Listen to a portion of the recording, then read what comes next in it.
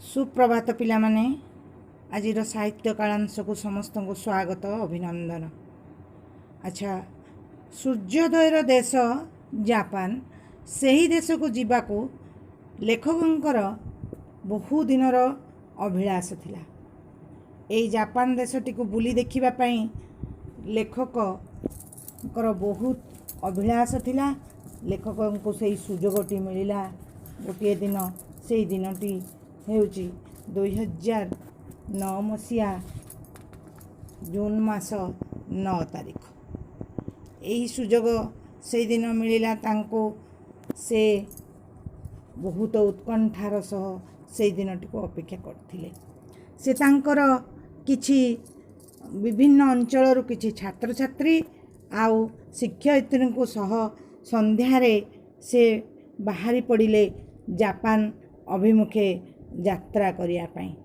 Japan जीवा पई तांको नुआ दिल्ली रु उड़ा जहाज जोगे यात्रा आरंभ करने को पड़िला। जेतेबेले से यात्रा करुथांती विमानटी घंटा को 1000 किलोमीटर बेगरे चली थाए एवं मनरे अनेक उत्कंठा आनंदर भरी रही थाए। जीवा नूतन जगाटी को देखिबा पई बहु आग्रह थाए। ता परदिन संध्यारे से माने जापान रो राजधानी टोकियो स्थित नरिता विमान बंदर रे ओल्हाई पड़िले। सेतेबेले तांको घंटारे बाजी थाए 7टा, किंतु जापानी घंटारे बाजी थाए 7टा, किंतु से माने निज निज घंटा देखिला बेलकू सेतेबेले होई थाए 3:30 मिनिट। भारतर समय और जापान समय मध्यरे 3 घंटा 30 मिनिट तफात थिला।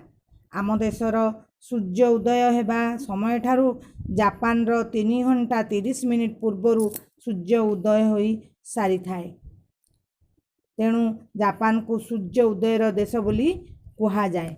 आमे माने जेतेबेले प्रश्न पचरा जीवो आमे माने कहिबा जापान हेउची सूर्य उदयर देश। ता अर्थात बहुत पूर्वरु जापान ने सूर्य उदय होई सारी थाए। सेतेबेले सेठारे थिबा संयोजिका माने तांको अपेक्षारत थिले।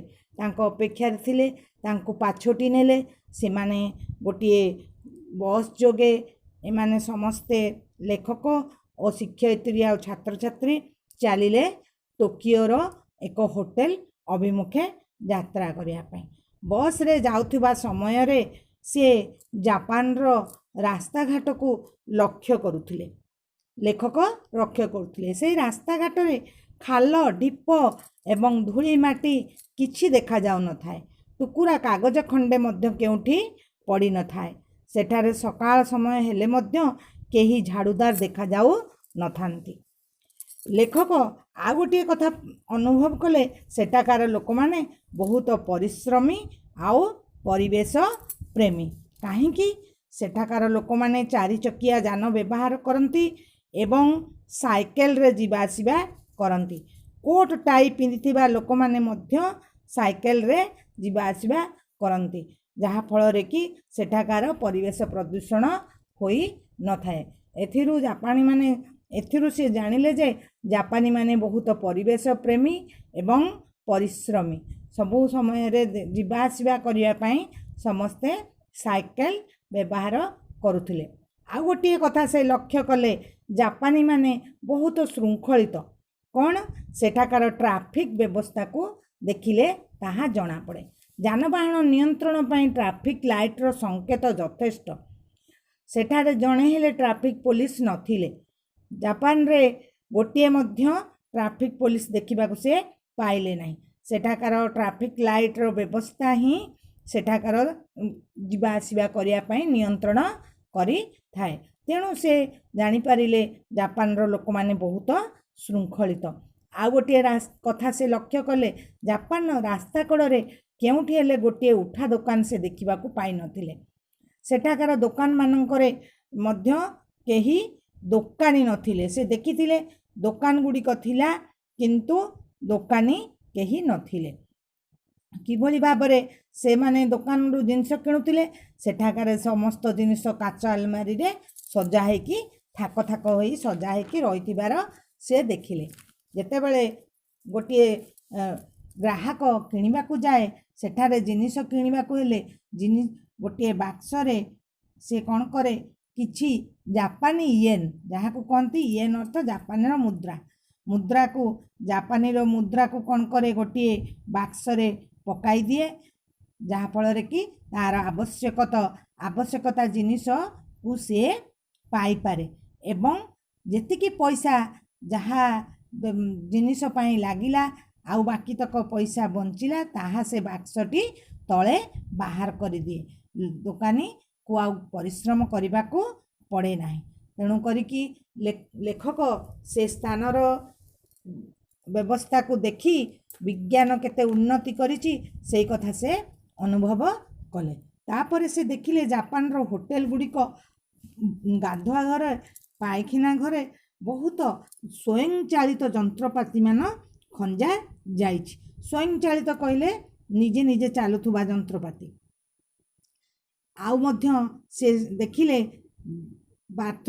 ଗାଧୁଆ ଘର ଆଉ ପାଇଖାନା ମାନଙ୍କରେ ଏତେ ସୁନ୍ଦର ଯନ୍ତ୍ରପାତି ସଜା ହେଇଛି। ଆଉ ସେଠାରେ ଘର କେତେ ସୁନ୍ଦର ସାଜସଜା ଏବଂ ଶୋଇବା ଘର, ସେସବୁ ସମସ୍ତେ ବିଭିନ୍ନ ସ୍ଥାନରେ ଯନ୍ତ୍ରପାତିମାନ ଖଞ୍ଜିଛନ୍ତି। ଆଉ ଶିକ୍ଷା ବ୍ୟବସ୍ଥା ମଧ୍ୟ ବହୁତ ଭଲ। ସ୍କୁଲର ପିଲାମାନେ ବହୁତ ଶୃଙ୍ଖଳିତ, ବହୁତ ପରିଷ୍କାର ପ୍ରତି ଧ୍ୟାନ ଦେଇଥାନ୍ତି। ଏମିତିକି ଛୋଟ ଛୋଟ ପିଲାମାନେ ମଧ୍ୟ ବହୁତ ଶୃଙ୍ଖଳିତ ଭାବରେ ପାଠ ପଢ଼ୁଥାନ୍ତି। ସେମାନଙ୍କର ଟିକିଏ ଅପରିଷ୍କାର ସେମାନେ ପସନ୍ଦ କରନ୍ତି ନାହିଁ। ସେମାନଙ୍କ ରାସ୍ତାଘାଟ ମଧ୍ୟ ବହୁତ ସଫା ସୁତୁରା, କେଉଁଠି ଟୁକୁରା କାଗଜ ଖଣ୍ଡେ ମଧ୍ୟ ପଡ଼ିଥିବାର ସେ ଲକ୍ଷ୍ୟ କଲେ ନାହିଁ। ତାପରେ କିଛି ସମୟ ପରେ ସେ 3ଟି ରଙ୍ଗର ଡଷ୍ଟବିନ୍ ଦେଖିବାକୁ ପାଇଲେ। ସେ ଡଷ୍ଟବିନ୍ଟା କ'ଣ ପାଇଁ ସେ ତାଙ୍କ ସଂଯୋଜିକାକୁ ପଚାରି ବୁଝିଲେ। ସଂଯୋଜିକା ତାଙ୍କୁ ବୁଝାଇ ଦେଲେ ଯେ ଏଇ ଯେଉଁ ସବୁଜ ରଙ୍ଗର ଡଷ୍ଟବିନ୍ ଦେଖୁଛ, ସେଥିରେ ଦାହ୍ୟ ବର୍ଜ୍ୟବସ୍ତୁ ପକାଯାଏ, ଲାଲ ରଙ୍ଗର ଡଷ୍ଟବିନ୍ରେ ଅଦାହ୍ୟ ବର୍ଜ୍ୟବସ୍ତୁ ପକାଯାଏ, ନୀଳ ରଙ୍ଗର ଡଷ୍ଟବିନ୍ରେ ପୁନଃଚକ୍ରଣ ଯୋଗ୍ୟ ବର୍ଜ୍ୟବସ୍ତୁ ପକାଯାଏ। ଦାହ୍ୟ କହିଲେ ଯାହା ପୋଡ଼ି ଯାଇପାରେ, ଅଦାହ୍ୟ ଯାହା ପୋଡ଼ିପାରେ ନାହିଁ, ପୁନଃଚକ୍ରଣ କହିଲେ ଯେଉଁ ଅଦରକାରୀ ଜିନିଷରୁ ଦରକାରୀ ଜିନିଷ ତିଆରି ହୋଇପାରେ। ତାହେଲେ କିଛି କଠିନ ଶବ୍ଦ ମୁଁ ଲେଖିଛି, ତାକୁ ଆମେ ଦେଖିବା। ଆଉ ଅଗ୍ରସର, ଆଗେଇବା, ଟୁକୁରା, ଛୋଟ କାଗଜ, ଚିରା କାଗଜ ଖଣ୍ଡ, ଏହିସବୁ ଭାବରେ କଠିନ ଶବ୍ଦ ଗୁଡ଼ିକ ଲେଖିଛି। ଆଉ କିଛି ପ୍ରଶ୍ନ ମଧ୍ୟ ତୁମକୁ ଦେଉଛି, ସେ ପ୍ରଶ୍ନର ଉତ୍ତର ମଧ୍ୟ ଆମେ କରିବା।